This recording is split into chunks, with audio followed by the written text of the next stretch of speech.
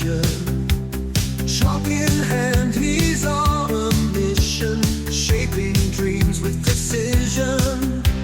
Joseph, the English teacher, the best teacher in the world. His wisdom's like a shining beacon, every word a flag unfurled. In the classroom light he stands, turning lessons into plans. Grammar rules become pure art, every student gets a start. Joseph, the English teacher, the best teacher in the world. His wisdom's like a shining beacon, every word a flag unfurled. When the bell rings and time slips away, his lessons linger through the day. We hold his words like sacred gold. Joseph's stories never grow old. Oh, Joseph, the English teacher, the best teacher in the world. His wisdom's like a shining beacon, every word a flag unfurled.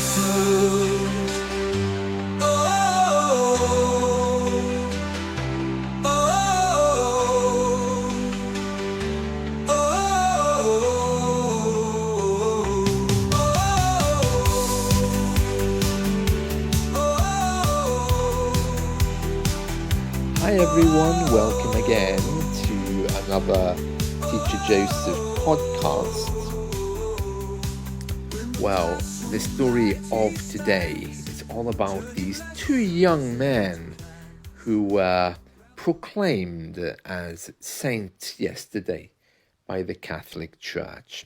The process of making someone a saint is called canonization, to canonize. And these two young men were canonized yesterday. Carlo Acutis, who was a computer whiz, that just means genius, or someone who knows his industry, and Pier Giorgio Frassati, another young Catholic activist who was involved in helping the poor, both were proclaimed as saints yesterday. Perhaps the most unusual thing about this is, firstly, they were both young, because, as you know, saints tend to be very old. And secondly, because Carlo Acutis, he only died, I think, in 2006. So very recent. Usually it takes, well, sometimes hundreds of years to become a saint, but they're doing it faster now. So that's interesting, isn't it? Yeah, I watched the ceremony yesterday, if that's what we can call it. Oh dear, it was rough, huh? I mean, it's hard to make these things interesting. As soon as they got to the bit about proclaiming them saints, then I thought, oh yeah, great, thank you very much. Time for me to move on. Switched off the TV and did something more interesting. It was very dull. I mean, they all appeared at 9 a.m. British time, which is, I think, 10 a.m. Italian time. And lots of speeches, of course, and we saw the mother of Carlo there and his brothers and sisters. That part I liked. I like these kind of like family moments. It's probably one of the only saints in history where the mother got to see her son being canonized. That's what they're saying anyway. I'm not sure how true that is, but that's what they're saying. Yeah, Carlo Acutis, he lived in London for a while. His family were, I think, financial people. They worked in the financial sector. So they lived in London and they got him baptized in a church, which of course was celebrating yesterday as the event was taking place in Rome. Yeah, it was a nice ceremony, but with all of these things, very long, very formal. Yeah, blah blah blah. Great people. So anyway, we're going to read today about this London-born teenager who's been declared a saint by Pope Leo. We're reading from The Guardian, which has a picture, well, a few pictures actually. One of Carlo, whose body is entombed in wax in a shrine, which I think is in Assisi, if I remember correctly. And yeah, let me just begin reading here from The Guardian with these pictures. Right, it says here, a London-born Italian teenage computer whiz who died in 2006, aged 15, has been declared the Catholic Church's first millennial saint during an open-air mass in a packed St. Peter's Square. Carlo Acutis, who died of leukemia, built multilingual websites to spread Catholic teaching, later earning him the nickname of God's influencer. He was canonized by Pope Leo XIV alongside Pier Giorgio Frassati, another young Catholic activist who died a century ago. Yeah, let me just interject there. Yeah, I saw a picture of him. His nieces, who are in their 90s, I think, were also at the ceremony yesterday, because Pierre died in 1925, even though Carlo died 2006. So there was a big age difference between them. They're not related in any way. It was just for, I think, administrative purposes. They were being canonized on the same day. Nice picture of Carlo here, lying dead. I mean, this picture that they have here of him preserved in wax, it does look like a young man who's asleep. It is one of these very archetypical pictures, you know. It does look like he's just about to wake up, you know. It's one of these Roman, typically beautiful scenes. Right, it says here, an hour before the Mass, St. Peter's Square had filled with tens of thousands of pilgrims, many of them millennial Italians and Americans, as the family of Carlo Acutis looked on. The crowd, numbering an estimated 80,000, braved sweltering heat. Oh, really? Oh, so hot in Italy, was it? It wasn't here. In fact, I got very wet when I went out. Sweltering heat, that just means heat that makes you sweat. And many were forced to spill out into the boulevards next to the square. Oh, don't they make it sound exciting, calling it boulevards? With eyewitnesses describing the atmosphere as joyous and party-like. And then it has quotes from the Pope, which we'll overlook. Both ceremonies had been scheduled for earlier this year, but were postponed after the death of Pope Francis, who had fervently, that means with a lot of energy, pushed Acutis' sainthood case forward to attract young Catholics to the faith. Yeah, it's quite controversial, this, because there are some people who knew him who are saying, you know, well, he became a saint, did he? Because he wasn't particularly religious when we knew him. But, oh well, the Vatican's obviously investigated him. You know, there's a very thorough process for canonization. So it is what it is. And then it says here, tapestries depicting images of Saints Pier Giorgio and Carlo were hung on the facade of St. Peter's Basilica, as the two men were celebrated like pop stars. Devotion to Acutis in particular extended to a wide range of merchandise on sale bearing his image, including action figures, t-shirts, mobile phone stickers, and handheld fans. apparently the Pope made the comment, "Oh, I'm happy to see so many young people." Yeah, no comment. Over the past year, more than 1 million people have flocked to the central Italian town of Assisi, where Acutis's body, covered in a wax mold of his likeness and dressed in his blue tracksuit top, jeans and trainers, is on view behind a glass-panelled case in Santa Maria Maggiore. Sorry if you're Italian. I'll go with Maggiore Church. His heart is in a gold casket in the town's San Rufino Cathedral, while pieces of tissue from his pericardium, I don't know what that is, probably the heart. Oh yeah, the membrane enclosing the heart, have toured the world in the lead up to his canonization. A life-size bronze statue of him is also on display in the town. Yeah, it is a really beautiful picture. I mean, it just looks like a young man who's asleep, wearing a tracksuit with the the number 1958 on it. I think that might be a year, with a brand name, I think, on there as well. Yeah, it really is like, from the fairy tale Beauty and the Beast. It looks like someone's going to come along and wake him up in a minute. But a beautiful, beautiful scene there. That's very much a Catholic thing, to preserve bodies so you can go along and see them. But yeah, this one's very striking, I think, because of his age.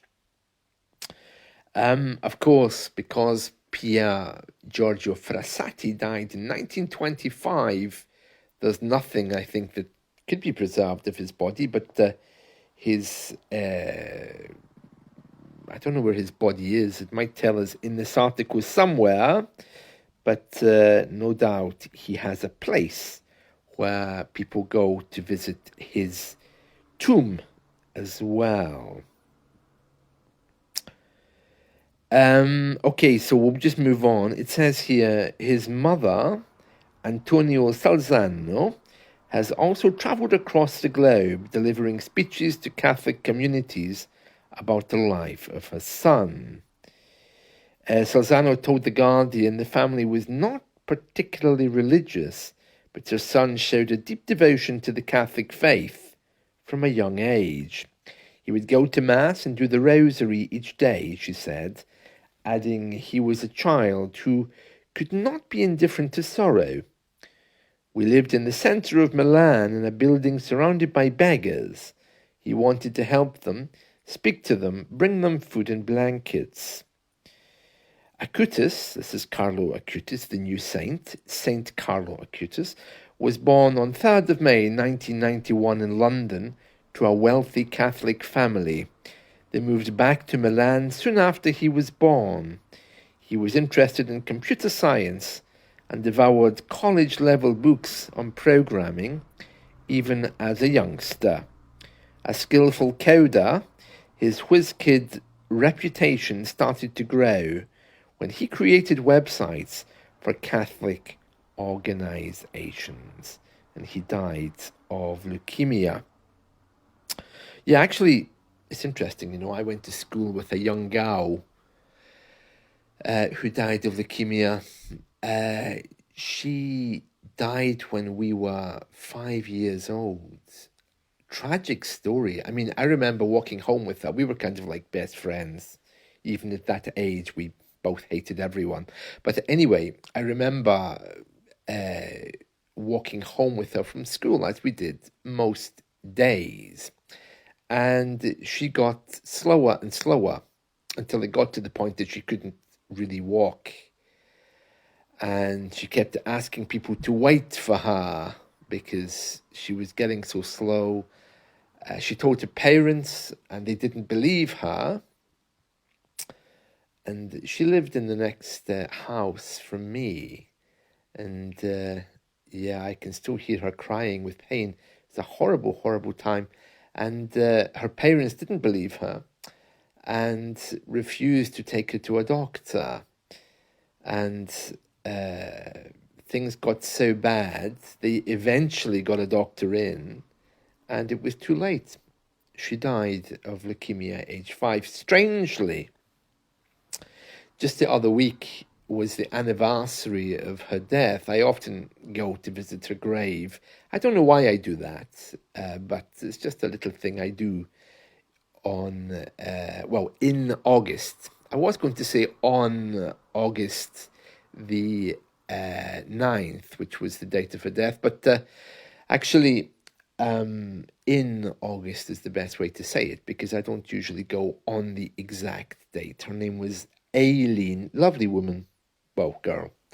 And she died of leukemia. Very sad. I often think of her, especially as I get older.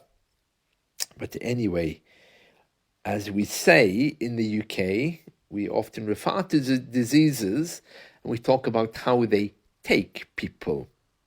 For example, alcohol took my friend, or cancer took my aunt, and in this case, leukemia took Carlo Acutis. Yeah, very sad. Lots of lovely pictures of him here, though. I mean, he really was one of these typical Italian teenagers. Well, actually, I meant that in a good way, not the stereotypes. But I mean, he has that look about him, of the dark hair and just a little boy, really. And lots of pictures of him floating around the internet, of course, because he grew up in a time when the internet was there, which means pictures were snapped at every moment. So, very interesting person. And that is the story about the London-born teenager declared a saint by Pope Leo. Yeah, but he was actually Italian. Yeah, I think the Guardian are trying to claim something there, but they probably haven't really looked into the story. Religious stories are not popular these days. And lovely. Always nice to see young people becoming saints, isn't it? It gives us a little bit of hope for the world, especially these days, as we are in a kind of dark time. Other headlines, just so you know: millions of Britons at risk of heart failure because of dirty air in London.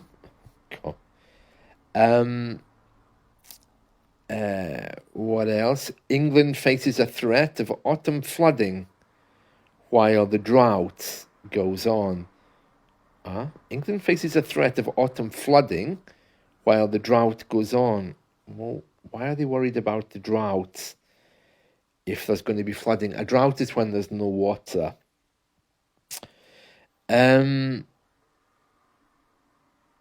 Quality streets. The sweets. They're delicious. They're getting smaller. Apparently, tubs are now lighter. 20 grams have been shaved off Toblerones as well. Well, that's sad. Delicious things. I bought one the other day, a huge one. Let's see. Anything else I can tell you? Just that there's more on this story of Pier and Carlo. A beautiful picture here of many people at the Vatican. I think the rest of the news is pretty much depressing. Warsaw's Express Library tries to get commuters off their phones. It seems that they're trying new ways to get people to enter libraries over in Poland. I must ask my Polish students about that. And that's it from me for now. I hope you've enjoyed this, and let's talk again soon. Bye.